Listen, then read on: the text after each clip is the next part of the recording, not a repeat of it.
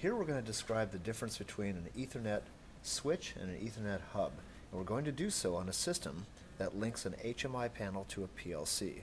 So right here is our HMI panel. This is a human-machine interface. We can touch various buttons on the panel and access parameters within. The panel is communicating via Ethernet to this PLC. So we're getting data from this PLC, reading data from it, and displaying it on the panel. So this panel is constantly sending query commands, polling the PLC for data in the PLC's memory. And right now that link is being made through this Ethernet switch. Now, the gray cable you see here in port 1 is the cable from the HMI. So this is the HMI polling or querying data from the PLC, which is the blue cable. So gray cable, HMI, blue cable, PLC. You can see from the blinking LEDs we have activity on both ports. The HMI on port 1 is sending data in, the PLC is replying with data, the blue cable on port number 3, and you see the activity. Now, this is an Ethernet switch, which is basically a hub with some extra features. I'm going to show you how a hub works. You'll see it's very similar. So here's a hub. I'm going to plug the HMI cable into port number 1. I'll plug the PLC cable into port number 3 just because I like ports 1 and 3. And you can see we have blinking lights on ports 1 and 3. No surprise, that's a hub. Now, hubs differ from switches in that in a hub, when it receives a signal from any of the ports, it broadcasts to all the ports. So right now the commands that are the polling commands from the HMI are being broadcast to all 8 of the ports in this hub, even though the PLC is only plugged into port number 3. So if we had other devices plugged into these ports, they'd be receiving the same queries. And they'd ignore them because the queries come with a MAC address, who it's coming from and who it's going to. And if that MAC address doesn't match the destination won't respond. However, it's still going to hear the request. It's like being in one big room where everyone in the room can hear what one person is saying. Now notice what happens if I take the blue cord, which is our PLC, I move that to another port, like number 5, you'll see that they both light up and they both start talking right away. That's no surprise because we have 8 ports here that messages from the HMI are being broadcast to all 8 ports. I want to go back to the switch and describe how it differs and show you an interesting characteristic of switches that you may have to be aware of in troubleshooting networks. So here we have our HMI and our PLC talking on ports 1 and 3 respectively, and it's working like it should to see the blinking lights. Now the difference with an Ethernet switch is that the Ethernet switch is aware of the destination MAC addresses, the source and destination MAC addresses of the device. And so what happens here, if this device, the HMI, is trying to pull data from the PLC, it's going to specifically call out the MAC address of that PLC. And when the Netgear switch sees that MAC address destination, it says, okay, I'm only going to send that message to port number 3.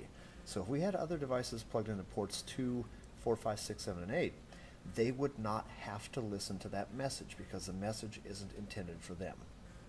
Pretty cool, huh? So if we have other devices over here, they don't have to be bothered with the conversations happening between these two. And that has a range of benefits for us, including separation of collision domains, so a collision between these two devices doesn't cause a collision somewhere else. It's a really nice feature. However, it has one definite drawback you need to be aware of. Watch this. I'm going to take the PLC's cord and plug it into port number 4. Okay, HMI in port number 1, PLC in port number 4. You'll notice an immediate difference in the blinking of the lights. You see an occasional blink here from the HMI as it tries to find the PLC, and the PLC over here is not replying. Why? Because it's on port 4. It used to be on port 3, and the switch thinks the PLC needs to be on port 3. Therefore, it never sends the HMI's message to port 4, and the PLC can't hear it. So it used to be an advantage to us in segregating and separating the communication messages between devices has now become a deficit, because now this is deaf to the queries coming from the HMI. Unless, of course, you power cycle the device like this, plug it back in, and then it's off and running. So that's something to be aware of. If you change port assignments on cables with an Ethernet switch, you may run into this problem. Now the switch will fix it itself. In this particular case, I did the test. It's about a 5-minute delay when you move a cable to a different port. and it determines the new MAC address and the new assignment of that port. It takes about 5 minutes of fruitlessly trying here before it finally determines a new MAC address and things start working well. Unless, of course, you power cycle. And that's a fast track way of doing it. But you need to be aware of that. So I'm going to do the same thing again. I'm going to take PLC cable, port 4, and go to port 3. And suddenly, our communication is stalled. In fact, we can even see that looking at the HMI panel.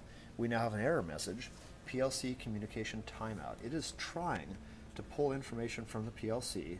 It says it can't find the PLC, it's not getting a reply, so it says it gives us a timeout error. And now it picked it up. This took quite a bit less time than I thought. It picked it up again, it's talking now, but there was a delay before until that happened. Now it's interesting, if I take the HMI's cable right here and switch its port assignment, it doesn't take nearly as long to reestablish. Watch this. I'll take that out of port 1, go to port number 5. Immediately picks up. Port number 6. Immediately picks up. Why, you ask? Well, remember, the HMI in this case is the device that's making the initial communication. It's the one that's pulling data from the PLC. So every time it talks, the Netgear hub says, oh, I know what your MAC address is now, and it reassigns the port. The PLC, on the other hand, in this particular installation, the PLC acts like a slave device, and it only replies when spoken to by the master HMI. So if I move the PLC, it's silent. It doesn't speak unless spoken to. And it doesn't know it's being spoken to unless the signals get routed to its proper port. So it'll sit there deaf until the Netgear finally does a query and says, okay, what is your MAC address? Reassigns the port and it works. Or I can force that to happen by power cycling the hub, the switch, I should say.